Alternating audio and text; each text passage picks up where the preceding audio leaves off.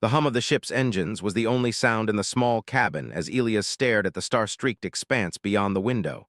He had always dreamed of exploring the stars, but he had never imagined that his first encounter with an alien species would be like this. The crew had landed on Zurath, a planet that appeared lifeless from orbit, but the surface told a different story. Crystal towers rose from the ground like jagged teeth, shimmering under a violet sun. Strange patterns moved across the landscape, and every step they took felt like trespassing in a place no human had the right to enter. Elias, the linguist and first contact specialist, had been warned many times about the importance of caution. "Observe, don't disturb," Captain Hayes had said, his eyes serious. But curiosity had always been Elias' weakness, and curiosity, as it turned out, had consequences. It had started with the tremors. The moment the team set foot on the crystal plains, the ground beneath them vibrated, sending a sharp, almost musical resonance through their boots. They paused, exchanging uncertain glances, but the scientists could not resist. They continued to investigate, mapping the patterns and collecting samples. Elias noticed a faint glow beneath one of the larger crystals, a pulse that seemed almost alive. And then the sky changed. The violet light twisted and darkened, forming a colossal figure above the horizon. It was tall, impossibly tall, and its skin shimmered like liquid metal. Elias felt his stomach tighten. He had studied alien forms in textbooks and simulations, but nothing had prepared him for this presence. The figure was the alien queen. A voice, not spoken but felt in the mind, echoed through his thoughts. "You have entered sacred grounds. You have disrespected us. You will come." He had trained for negotiations, for tense first contact, but never for a situation where a being could summon him across space with a thought. He tried to steady his breathing, reminding himself of everything he had learned. Calm, Elias. Observe, learn, survive. A beam of shimmering energy shot down from the queen's form, surrounding Elias. The world blurred, the ground falling away beneath him, and then he was no longer on Zurath. He floated in a space that was both empty and filled with light, suspended as though gravity itself had been rewritten. The queen's presence was around him, overwhelming. He could feel her thoughts pressing against his mind, demanding, questioning, threatening. "You," the thought came, sharp and cold, "stand before me." The queen appeared fully before him, her eyes glowing with an intensity that made him instinctively bow. He had read that alien species often interpreted bowing as respect, even if the gesture was human. "I am Elias," he thought, projecting his name as clearly as possible. "I come in peace." Then a ripple of sound like 1,000 strings being plucked filled his mind. "Peace? Your kind has never known peace. You have invaded, you have taken, you have destroyed, and yet you walk here before me unbroken." Perhaps there was a chance, a slim one, that reason could prevail. He gathered his courage. "We did not come to harm. We only wanted to study, to learn. If we have trespassed, it was ignorance, not malice. You have violated what must never be disturbed. Why should I not destroy you now? I can show you that we can be worthy." The harsh angles softened, the blinding light dimmed to a gentle glow. Hope is fragile, yet fragile things can endure if guided.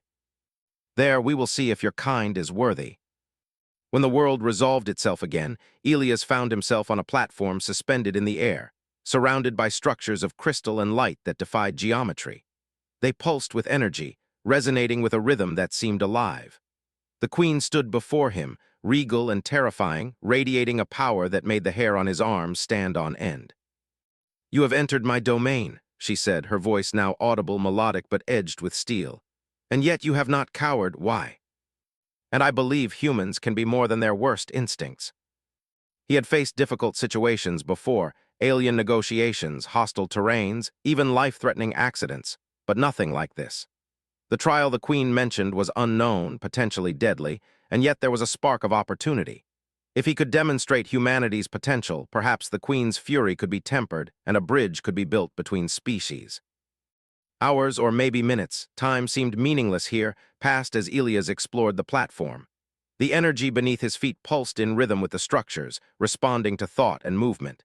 He marveled at the complexity, realizing that this world was not just alive but intelligent, designed to test and challenge anyone who entered. Finally, the queen spoke again. "Soon the true measure of your species will be revealed. Fail, and you will never return to your world.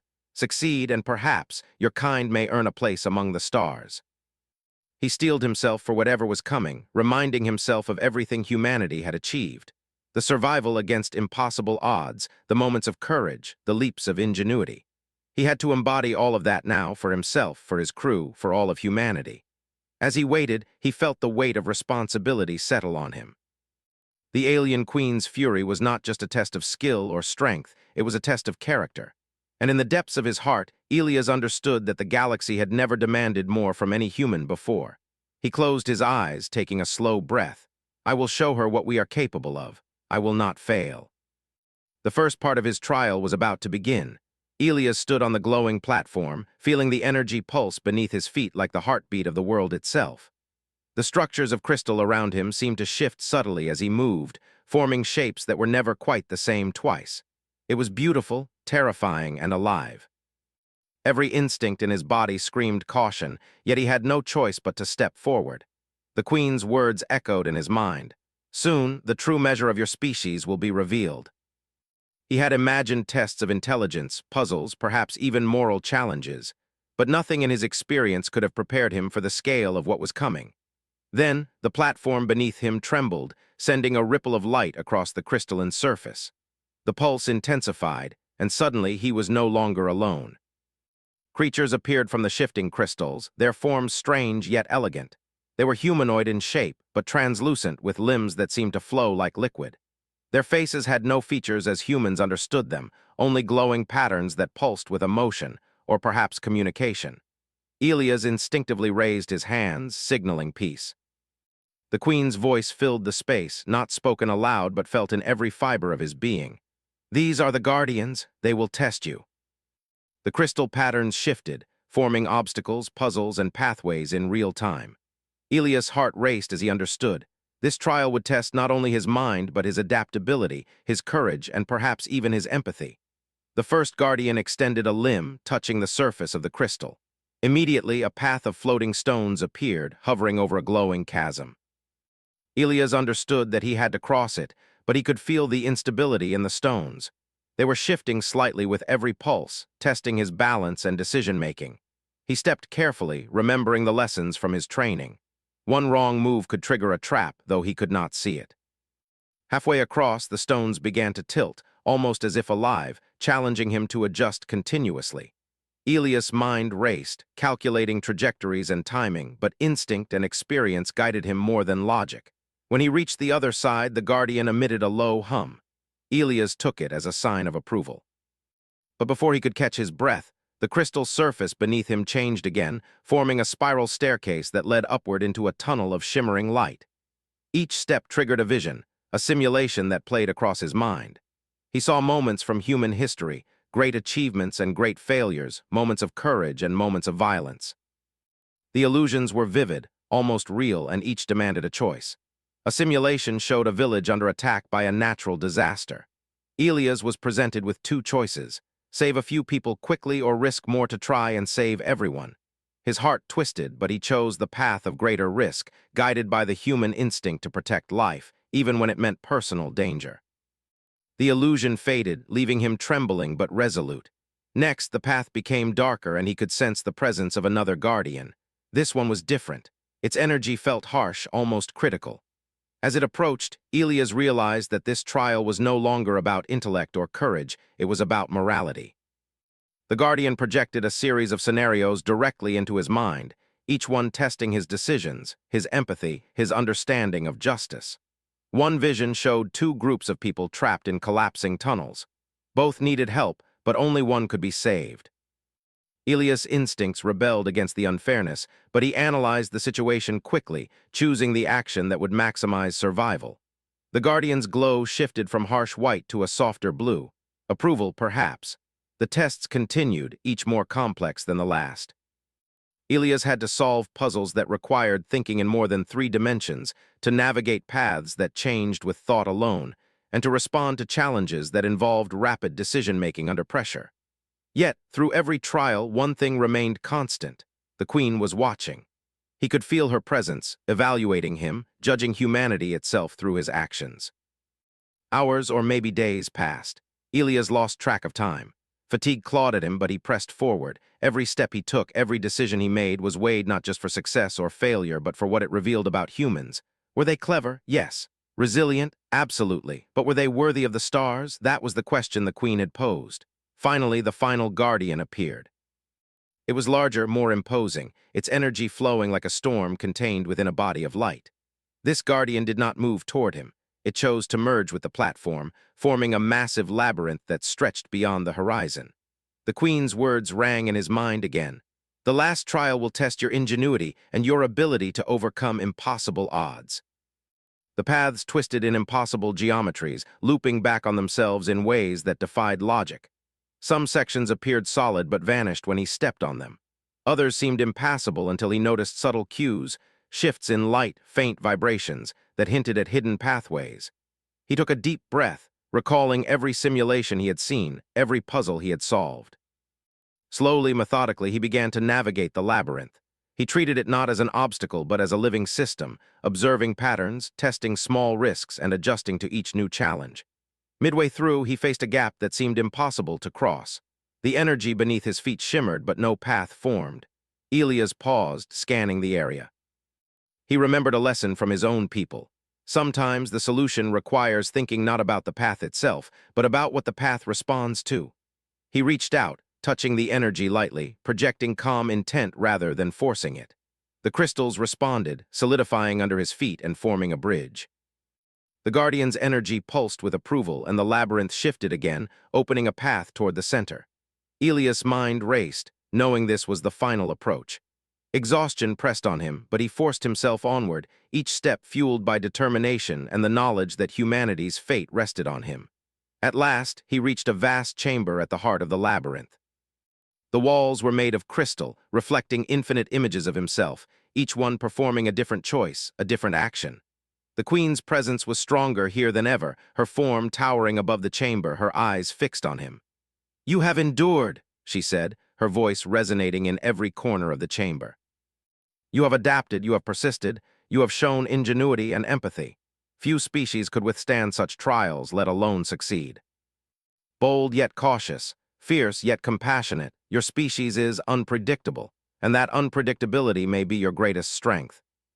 She extended a limb toward him, and the chamber seemed to respond, forming a new structure, a glowing platform that hovered above a void of shimmering light. "One final test remains," she said. "This is not a test of mind or body, but of spirit. To succeed, you must show me that humanity can act with both courage and wisdom without unnecessary sacrifice. You must choose carefully, human." The energy around him intensified, and he felt a surge of clarity. He would not act recklessly. He would not allow fear or pride to dictate his actions. He would act as humanity should, thoughtfully, courageously, and with empathy. The Queen observed him silently, and for the first time, Elias felt a strange connection, as if two minds were briefly aligned across unimaginable differences. He knew that the next moment would determine not only his fate, but the fate of every human in the galaxy. And then the trial began. The platform continued to rise slowly, carrying Elias closer to the Queen. The void around him shimmered like a sea of stars, endless and alive, but he focused on the path forward. He had passed the Guardian's tests, navigated the labyrinth, and demonstrated his intellect, courage, and empathy. Yet this final trial felt different. It was not about solving puzzles or making tactical decisions. It was about understanding, intuition, and humanity itself. The Queen's presence was overwhelming, yet Elias felt something new in it, a sense of expectation, almost curiosity. "Show me," she thought, "what it means to be human. Show me that your species is more than survival, more than greed and violence. Show me wisdom." Humans were not perfect, but they had the ability to rise above instinct, to act not just for themselves, but for the greater good. When he opened his eyes, the platform began to rotate, aligning him directly in front of the Queen. Her eyes glowed with intensity, and the energy in the chamber thrummed like a living heartbeat. "A choice must be made," she projected into his mind. "One action now will determine your species' fate. Choose wisely." The energy demanded a significant offering, something the humans had yet to demonstrate they could give without harm. The instinct for self-preservation surged in him. Humans had always been cautious, protective of their own. But this trial demanded more. He paused, considering the options. Force or submission could satisfy the Queen, but not demonstrate the wisdom she sought. Destruction or reckless action would prove humanity's worst instincts. He thought of his crew, of the human race, of all the species that might one day encounter the Guardians. Could they survive and grow without succumbing to greed or violence? Could humanity act with both courage and restraint, proving they were worthy of the stars? Elias extended his mind toward the energy field, not with force, not with fear, but with understanding. He projected calm intent, showing that humans could act wisely, even in situations that demanded immediate action. The energy pulsed and shifted, responding to his approach. The platform stabilized, and the void around him became serene, as if the chamber itself recognized the wisdom of restraint. The queen's form glowed brighter, and her voice resonated through his mind. You have chosen not for yourself, not for survival alone, but for balance. You have acted with courage, tempered by reason. Few species ever reach this stage. You have shown me that humanity is capable of greatness. What you have done demonstrates potential, not perfection. You have survived trials I thought none could pass. You have shown ingenuity, empathy, and restraint. You have proven that humanity may walk among the stars with honor. Yet here he was, standing before a being of unimaginable power, representing the entire potential of his species. And she was recognizing it. The energy around them shifted, forming a bridge of light that connected the platform to the queen. "Step forward, human," she said. "There is one final understanding you must take." The bridge shimmered beneath him, responding to his intent. He felt the weight of responsibility, knowing that every movement, every thought, reflected not just on him but on all humans. As he approached the queen, she extended a luminous limb, and a holographic projection appeared between them. It showed countless civilizations across the galaxy, some thriving, some fallen, all interconnected by choices, wisdom, and understanding. "These civilizations," the queen's voice echoed, "have risen or fallen based on their ability to act with foresight and balance. Power without understanding leads to ruin. Strength without empathy leads to destruction. You must learn this, human, and teach it to your kind." "I will," he projected, his voice filled with certainty. "I will bring this knowledge back, and I will ensure humanity learns from it. You have earned not just survival, but the trust of my civilization." The violet sun cast a calm light across the crystalline landscape, and for the first time the planet felt welcoming rather than hostile. Captain Hayes stepped forward, concern written on his face. "Elias, what happened? We felt something like the planet itself shifted." "And we passed." He realized that this planet and the civilization that created it were now allies in ways he had never imagined. They had challenged humanity to rise above its instincts, to show wisdom, empathy, and courage simultaneously, and humanity had succeeded. Hours passed, and the crew began their work again, exploring carefully, documenting the environment and collecting samples. Yet now there was a sense of respect, of partnership rather than intrusion. Elias knew that every action they took would reflect on their species as a whole. As they prepared to leave the planet, Elias felt the queen's presence one last time, subtle but unmistakable. "Go, teach, lead. And remember, greatness is not given, it is earned." He leaned back in his chair, taking a deep breath. The trials had tested him, but more than that, they had tested the human spirit. He had faced fear, uncertainty, and moral dilemmas, yet he had emerged with a clear understanding of what it meant to be human, not just clever, not just strong, but wise, compassionate, and resilient. Captain Hayes approached, placing a hand on his shoulder. "Elias, I don't know what happened up there, but whatever it was, you've changed the way we see ourselves, and maybe the way the galaxy will see us too. To show that we are worthy of the stars." And as the stars stretched into infinite distance, Elias knew that this was only the beginning. Humanity had been given a second chance, and he would ensure that they did not squander it. The galaxy was vast, filled with challenges and wonders, and humanity was ready, not through conquest, but through understanding, resilience, and the enduring spark of greatness within them. Elias leaned back in his seat, a quiet smile on his face. The alien queen's words echoed in his mind one last time. "Your species has the spark of greatness, do not waste it."